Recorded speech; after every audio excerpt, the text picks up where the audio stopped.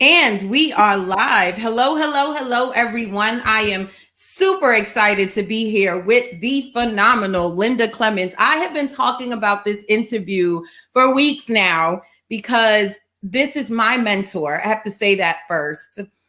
This is someone who I respect so much. She is a sales and nonverbal communication sales trainer, speaker, and the CEO of Sisterpreneur Inc. And now I'm going to brag on my mentor a little bit, okay? Because her clients include companies like Southwest Airlines, Spanx, Coca-Cola, Louis Vuitton, okay? I know some of you out there know about Louis Vuitton, right? She has worked for the FBI, Marriott.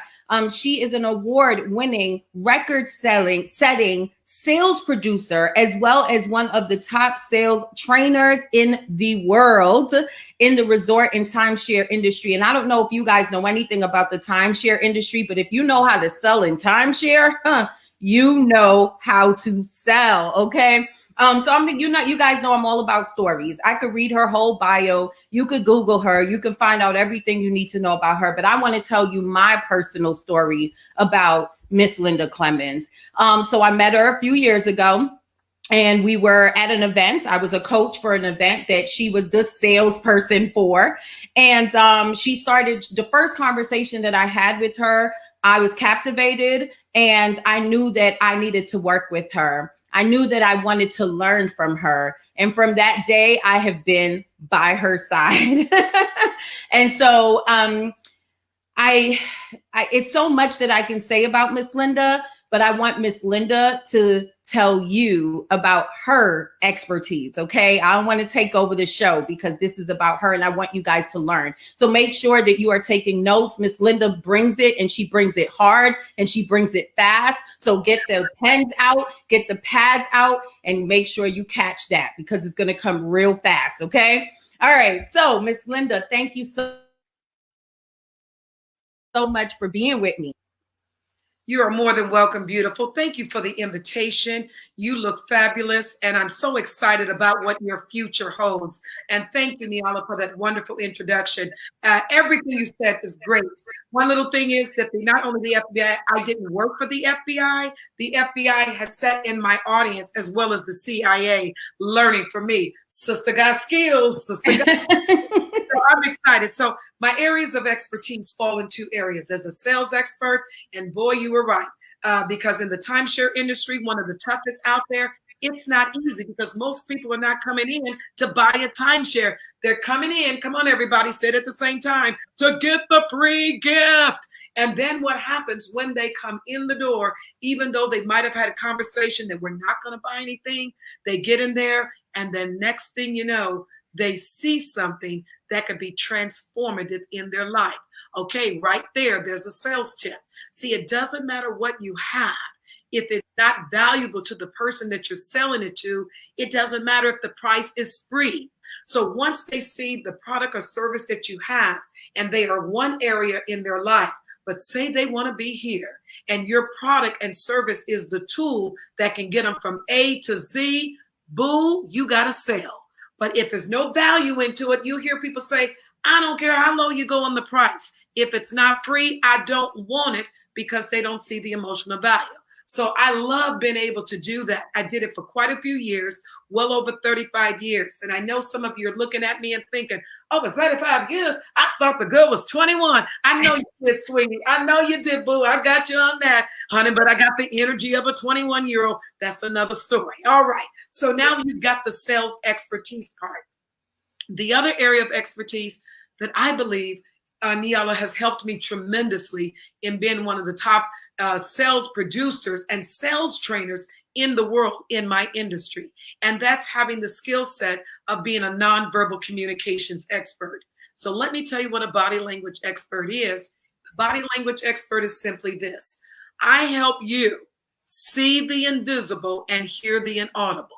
See, the body language was there before we were able to speak a word. Do you know a little bitty baby can get any and everything at once simply by crying? And it's not speaking because it knows when to, for you when you pick it up, know when to feed, all of that. And how many of you out there that are watching, both my sisters and my brothers too, you know the different looks that we get. So if I give you a look, like if you said something and I was offended by the look, I'm like, thus the term taken aback. So just to share that little bit with you, sales and nonverbal communication, it has taken my career, my business to the highest level.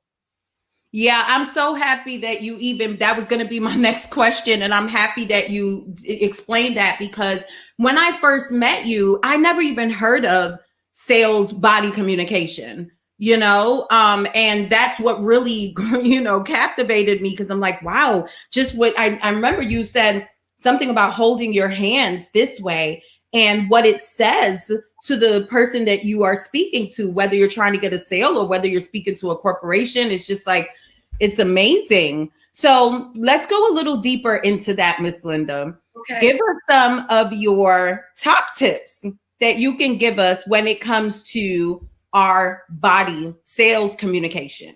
So let's talk about this. So there's two areas of expertise. I'm a sales expert, which is separate. So companies bring me in to help with their sales training, and the body language expert. So guess who else brings me in for that? Lawyers to help with jury selection, and corporate leaders, and anyone that's doing a presentation where they want to make sure, Niala, that their words and their tone and their nonverbal match. So watch this, everyone. Watch this. If I do this, if I do this and says, Niala, I just want you to know, I'm really excited about being on your show and your presentation. Thank you so much for having me. Do you believe me? No. First of all, my arms were closed off. I covered what you call a power zone. What are power zones? The throat area. See that little dip right there? That little dip. You put, touch your little dip, Niala. Come on. You got it right in there. So right in there, that's called the suprasternal notch. Then the heart. Check this out. How many of you know someone who's had their heart broken?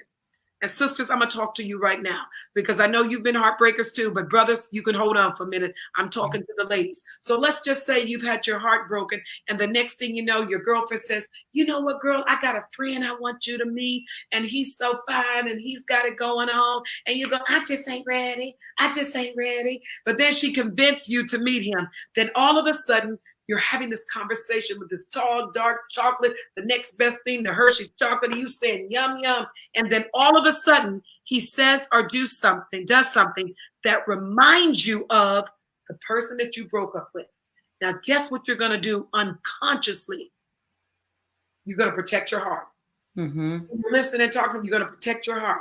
And how many of you fold your arms when you know somebody's coming to ask you for some money? A relative? If you don't have relatives that ask you for some money, honey, I can give you some of mine. But anyway, they'll fold their arms and you're saying, I don't want to let you in. So when you fold your arms, unless you're thinking and working out a problem, and the timing of which you do it, you are closing off. You are not being open. And many of you will say this. You'll say, but that's just me. That's how I am. Understand the perception of it is what I perceive. So the person who you're talking to, it's their perception that is the most valuable. So they're perceiving that you closed off, because if you are open, you will say, welcome to my show. Thank you for joining us. Who goes like this? Welcome, welcome, welcome. So this is important to be able to do that. And Niala asked me to give you some tips. So take notes, you all. I want you to take copious notes, because I run fast.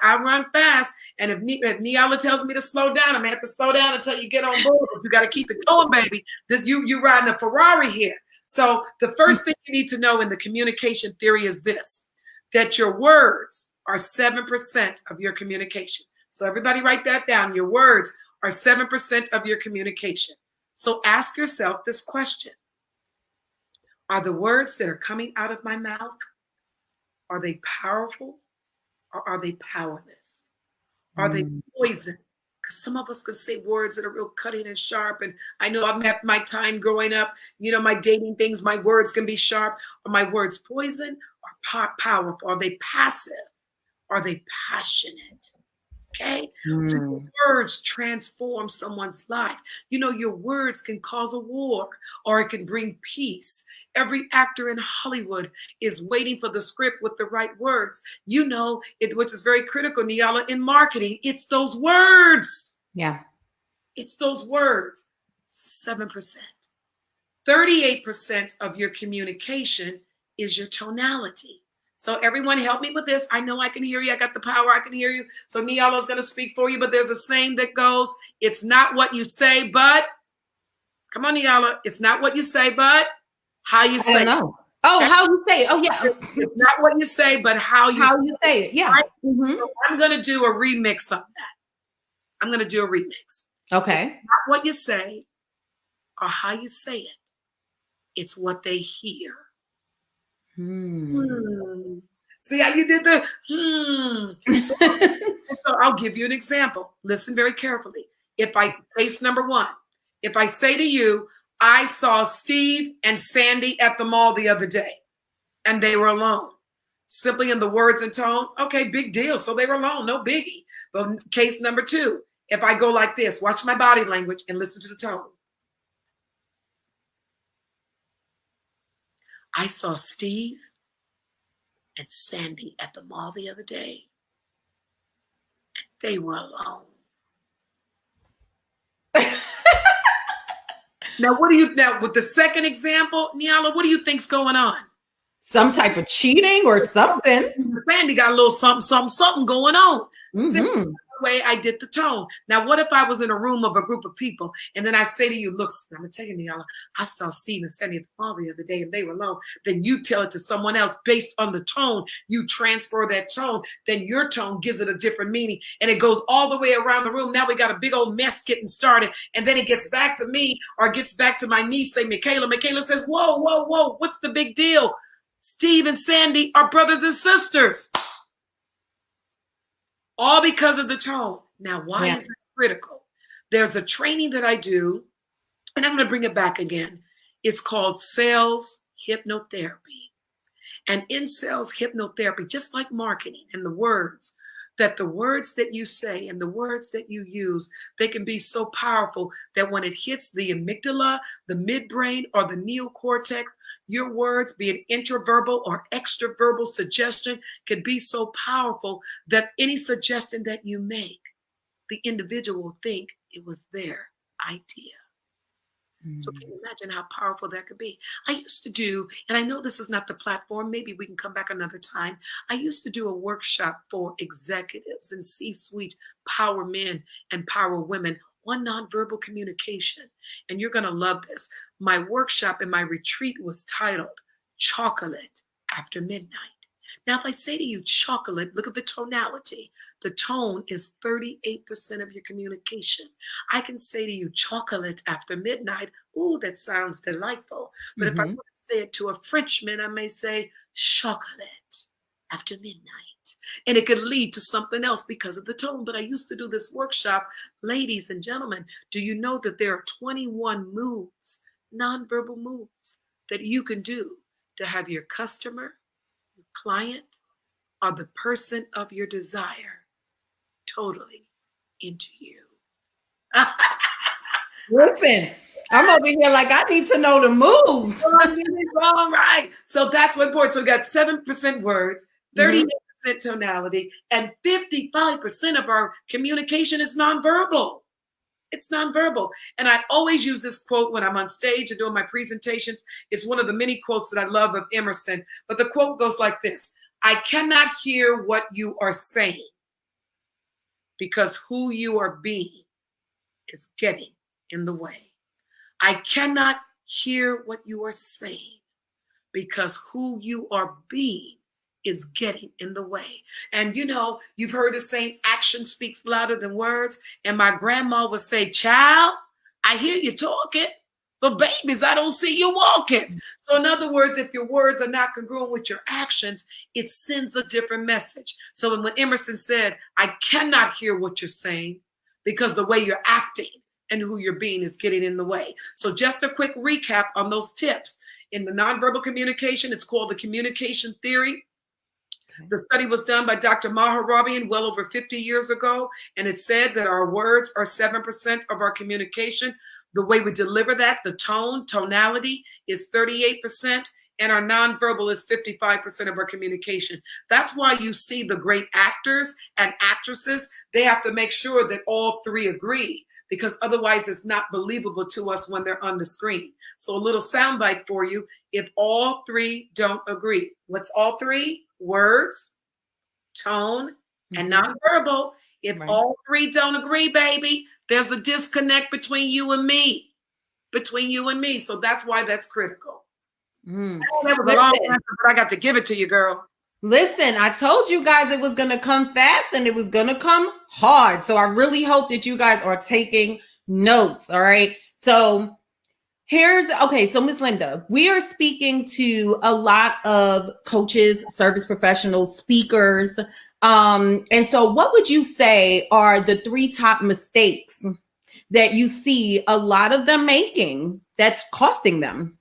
So here's what's costing your sales. When you go into the sales presentation and thinking it's all about you and not about the customer. See, here is the thing, what's so important. It is very critical that you put the customer first, and the customer has to have the experience. I've seen many sales professionals, I've seen many entrepreneurs. They were so apt to get in there, Niala, and pitch their product and never find out where the customer hurts or where the pain point is. They never find out where the transformation path is, not the opening and peeling the onion and finding out, getting to the heart of the matter as to what's important to the customer, where they are in their lives and their business right now, and what is your desire, where you want to be. See, the wider the gap, look at this, the wider the gap, the more stress the client has. If you are the one that is known as the gap closer, if you're known as the gap closer, then you're closer to the sale. So many people talk twice as much as they should be listening in, and they're missing the nonverbal cues. So I'm gonna give you a good example. Another mistake.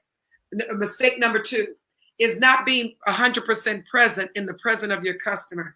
Ladies and gentlemen, write this down. You cannot fake paying attention.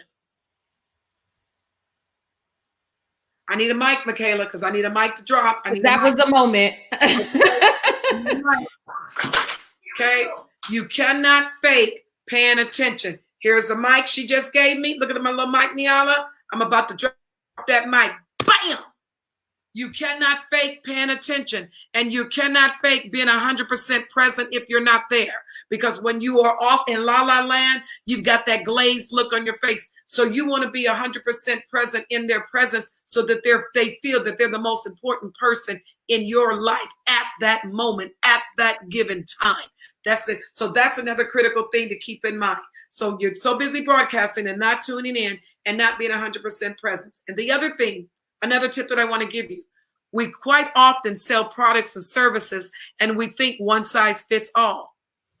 And you're not understanding what's important to the clients and what their needs is. And so you're offering package A, package B, package C, but none of those address my needs. Oh yeah, you'll love it, this and this and that. So now I'm in a defensive mode because you did not hear me. You didn't listen to me. You did not understand me. And another tip that I want to give you, which is very critical, this is, let's say, tip number 4, is not speaking your customer's language.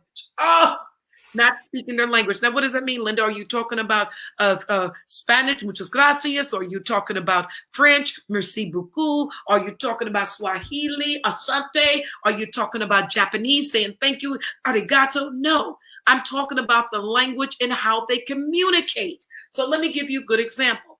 Let's say that you are the entrepreneur, you're in the service business, and you're trying to sell me your products or services. Let's say you are an auditory dominated communicator. So that's, you prefer to tell.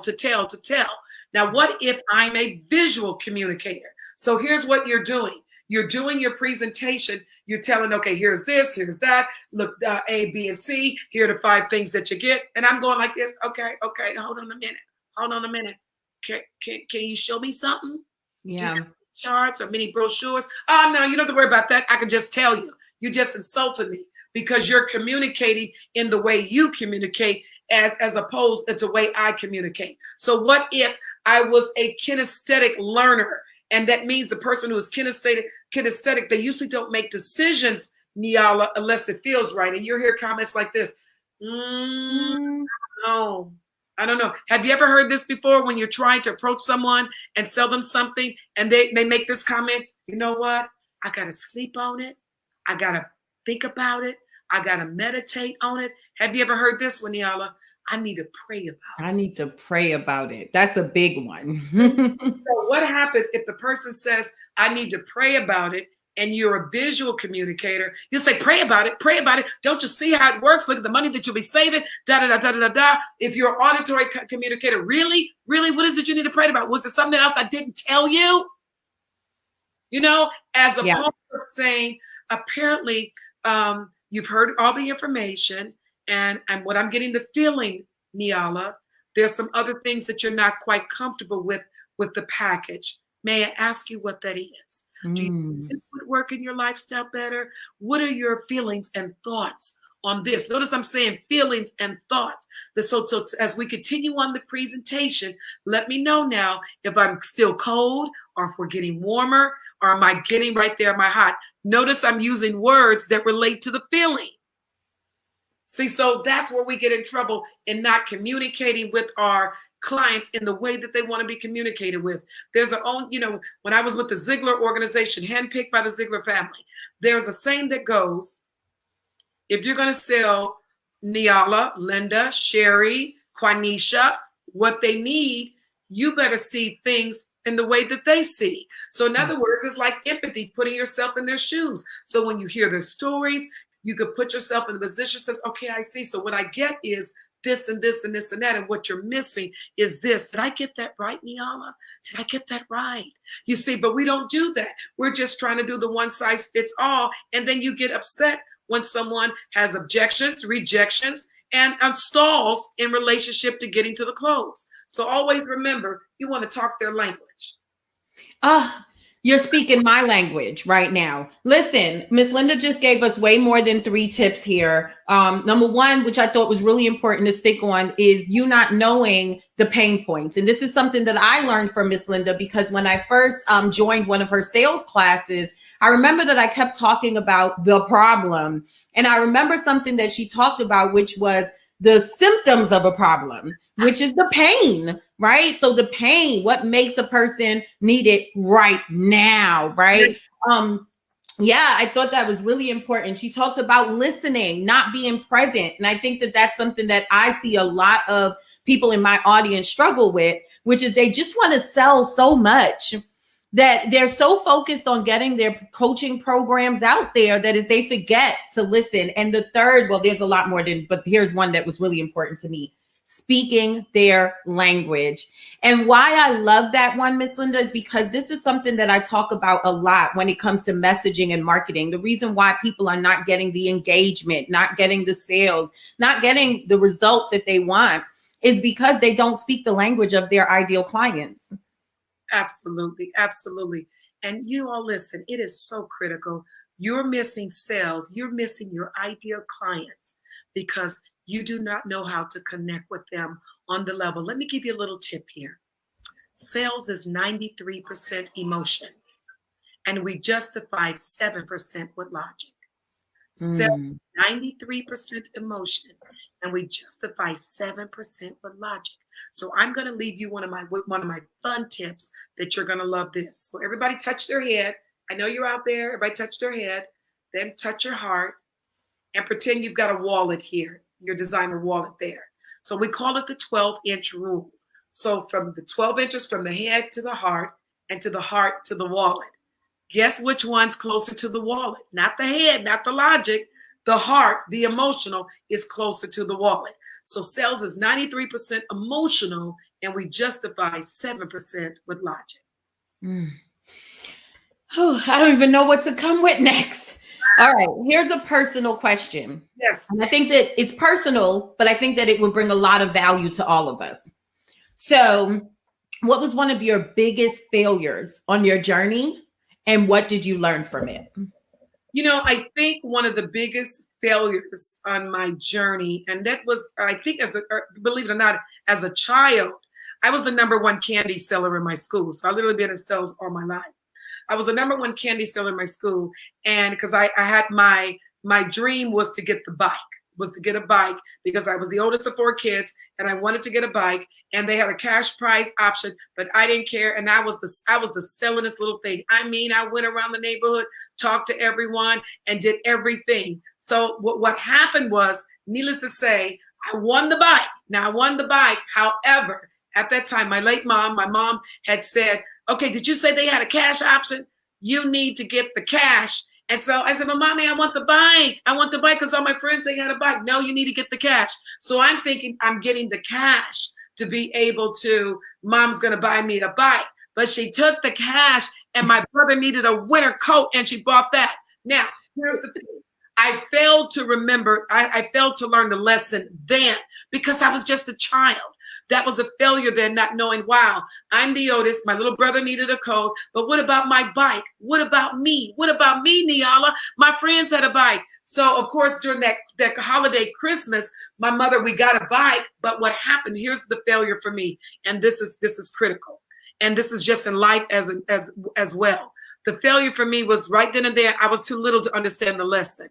And no matter how it was explained to me, I couldn't understand the lesson. So the failure for me at that time was missing the lesson because all the years it could have shaped me into even a greater woman that I feel that I am. So the lesson was this. I got my bike later on and I might have been stewing about it because I wanted my bike. I worked hard. I sold that candy all over the place, Niala. But here's the lesson that I learned later and I'm grateful for it. But I wish I would have learned it earlier because it would have served me well in elementary school, high school, college. It would have served me well. Sometimes the things that we want and desire now may not be in our season now, but it may be greater for us later. That's a shout. May be greater later. So lots of times the thing that you want now, and thank God sometimes he loves us enough to be late in delivering what we think we want right now. And so that was the greatest. And the reason why I said it wasn't a failure. I'm not going to call it failure. Niala, I want you to take that out of your vocabulary because if you talk about the word failure, you must add this other part with it. And everybody listen, do not look at it as failure. Look at it as feedback. I like that. Because failure is not final. It's feedback. What if Edison would have gave up after the first time? He tried over 10,000 times. Now we've got a room full of light. What if he would have given up? What if the civil rights leaders would have given up? So because something didn't work out. So failure is not final. It's feedback. And what it lets you know that when you're doing your presentations, like, man, this worked on Mr. Johnson. This worked on Susan. This worked on Niala. Man, why didn't it didn't work? I've tried this. So now you're able to go back and says, wow, that's the feedback. I'm able to go back to a client and says, look, Niala, you fit the perfect profile for our products and services. You are our ideal client. And yet you said you liked the program. You loved everything about it, but you didn't purchase. Was it something I said? Please share with me. Now, guess what? I can take that failure and walked away and says, she ain't my client anyway. She ain't this, and that. But guess what I just get? Because I said to her, watch the trigger word, Niala, watch me. And Niala, let's do a quick role play in the minutes that we have, okay? So I'm going to you just pretend we went through the situation. You didn't buy, and I'm saying to you, you're the perfect ideal client. You are our profile. This product and service will serve you to the highest. And I was so surprised that you didn't purchase. Niala, was it something I did or something I said? Is it me? No, it's not you. What I was thinking was that I wanted these results a little quicker and the program is so long. Niala, Niala, will you please tell them we did not practice this? We sure didn't. Actually, let me tell you, Miss Linda, I had a call today, and that is what was said to me when I asked her exactly what you just did. I said, okay, well, you sound excited, so what's stopping you? What's in the way? I said, well, what's in the way right now? And that's what she said to me. Oh my gosh. So now listen, we didn't practice. She had it early today. She didn't tell me any of this. I didn't know any of this. So, but guess what she automatically did? And then that's a whole psychological science behind that. When I did like this in the right tone, and that says, you're perfect for this. It meets all your needs and everything. So let me ask you this, Miss Niala, is it something about the product? Is it something about our delivery? Is it something about the service? Is it something that I said, Niala? Is it me? And automatically, because psychologically, we want people to like us. She doesn't want to go out of that realm of me liking her as a potential customer and loving her and everything, and she liking me. So first thing, automatically, she did a response. No, it's not you. Here's the power. Here's the power. It's just. I would have never got the just if I hadn't have said that. I could have said, okay, well, next. Honey, let me go ahead and do another presentation. Next. And so the failure gave me the feedback when I opened up. Somebody better shout out there. That was good. That was good. And I hope you guys seen how I threw in my own little situation there, because it's something for us to all learn of how to have these communication, how to have these conversations. Okay, so here's the last thing that I want to ask you. And I had another question in mind, but I think this one is going to be good. So you've had a 30-year long career doing what you do. What would you say you wish you knew before you got started?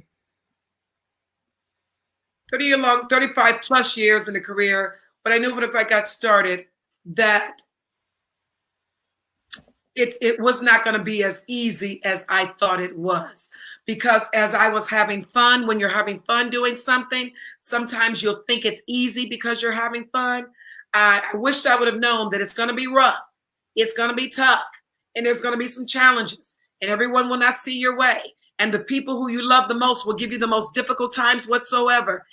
Wasn't prepared for any of that. But what it did, by the way, and the people that have come in my life, the many mentors and the femtors, it takes a diamond to sharpen another diamond.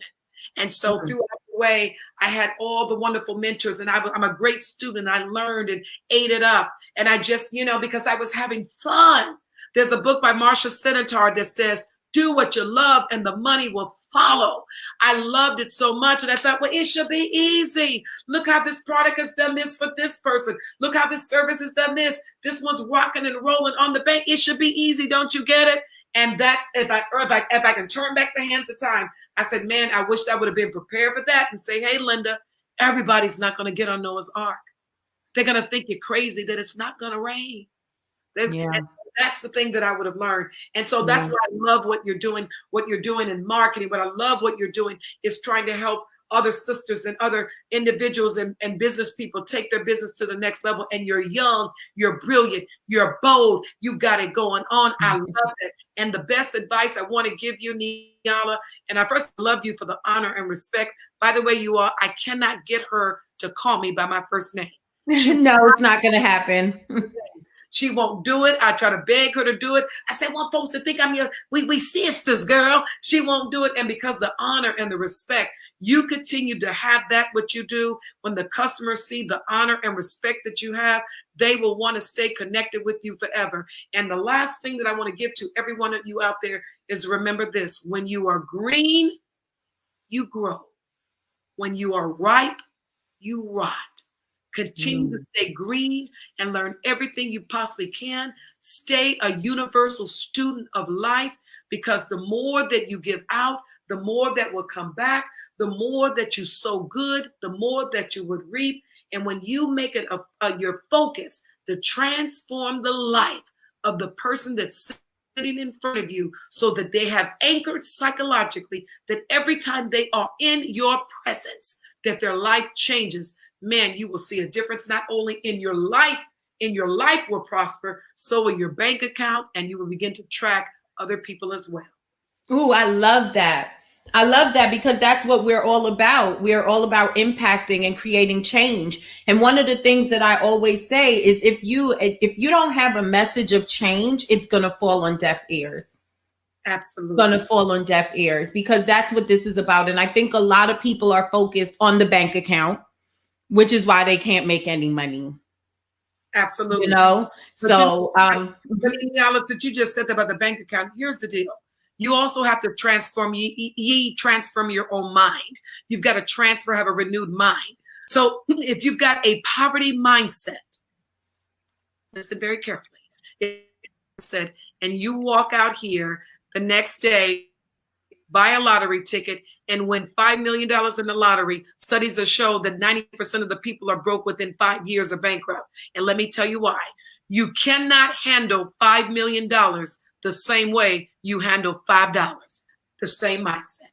So you've got to renew your mind. You've got to be around people who are prosperous and going up to the level which you want to go. Surround yourself with good mentors and good femtors. That's what you need to do. And that's how this thing rolls. Oh my gosh, somebody pass the plate. Pass it on. They say that you are the sum of the 5 people around you. Absolutely. That's one of the reasons why I really am particular about who I accept in my program, because we're bringing people together to work with each other. And it's really important that they can feed each other and feed each other in the right way, you know? So, okay, Miss Linda, this is my last thing. And then we're gonna close off here. Describe yourself in one word and tell me why you chose that word. The one word I would say is convicted. So, or convicted, because I'm a person that has the conviction of my faith, the person that has the conviction of the gifts that God has given me, the person that has the belief. So I'm convicted. Why is that? Because you could believe something, you could be convinced of something, but when you are convicted of it, it's transformed throughout your body. It's in your blood. I'm a convicted sister. All right. How can we keep in contact with you? Well, a couple of ways. You can hit me up on my website and all my social media. My website is my name. By the way, get your name if you don't already have it.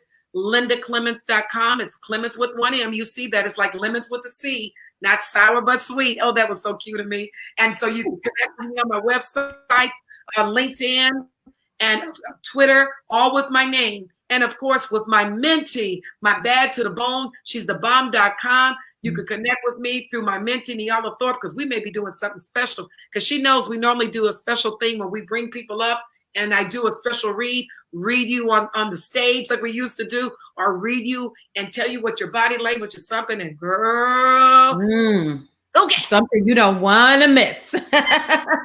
All right. So I also have a surprise for you guys. As you know, we opened up Market Your Message yesterday. It is my signature program where I help coaches master, market, and monetize their unique message. Keyword unique, right? Because that is the only way you're going to stand out and be seen as the only solution in front of your audience. And so I begged, when I say begged, I begged Miss Linda Clemons to come and do a private session with those of you who decide to join us this year. This is the last time the program is going to be open until 2021. Okay. So I had to give you that sneak peek. All right, y'all. It was a plug. Okay. So make sure that you guys check out appointment.marketyourmessage.net. Make sure you get your appointment really quick with us. We only have a few more days left that we put aside some time to speak with you all who are ready to see your next level. All right. So Miss Linda, I just want to thank you so much. And yes, I am not going to stop calling her Miss Linda because that is respect, right? So Miss Linda, thank you so much for sharing your time with us. And I will see you again. Thank you, love. Thank you so much. Good night, everyone. Goodbye.